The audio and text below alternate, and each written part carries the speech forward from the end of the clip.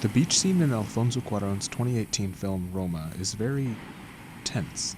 You wouldn't realize it just from its appearance, but it represents a dramatic climax in the film. Cleo, a live-in housemaid of an upper-class Mexican family in the 1970s, is on vacation with her employers following a tumultuous shift in both parties' lives. Cleo has just undergone the trauma of a stillbirth, and Sofia, the matriarch of the family, is in the middle of a separation from her husband Antonio, who has left the house. But this underlying trauma and conflict isn't immediately apparent in the beach scene. The camera lingers on the waves, panning only twice to observe the children entering the ocean to play. The rest of this scene is one long, continuous, lateral dolly shot.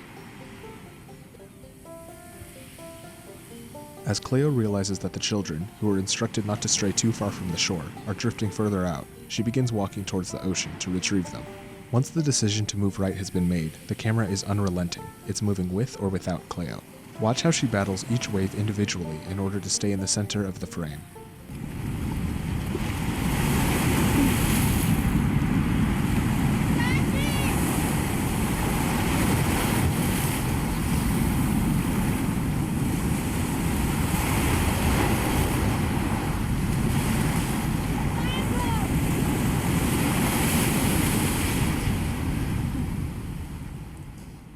The lateral dolly shot depicting this movement is reflective of time and its uncaring force. The camera continuously moves right, and Cleo has to fight to stay on screen, implying that she is running out of time to save the children from drowning.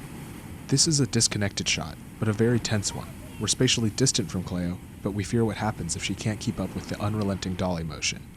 The director Alfonso Cuarón has emphasized how Roma is a contemporary look back at the past. The plot is largely based on his own life in a home with a maid like Cleo, and the beach scene was taken directly from his own memories of the same event when he was a child. Knowing this, lateral camera movement in this scene has a certain meditative quality. The camera is scanning objectively over an old memory, disconnected from the drama of the events because they are familiar to Cuarón. But because they are not our memories, the tension is immense to us. We're constrained by the unnatural passivity of the lens as it hovers back and forth, because we don't know everything the camera knows. Once Cleo has saved the children and brings them back to shore, the memory fixates on their huddled form. Again, while the moment is dramatic, the camera work is detached, where other films might zoom in on the character's facial expression or feature a vast, sweeping shot. The camera sits, reflecting on the moment. This is Cleo at her most emotional, when she admits how she felt about her child who died during labor. ¿Estás bien? Yo no la quería. No la quería. Está bien. Yo no quería que naciera. The cinematography in this scene opts to obscure rather than dramatize. The details of the family's faces are hard to make out due to the sun's glare, turning them into a group of silhouettes.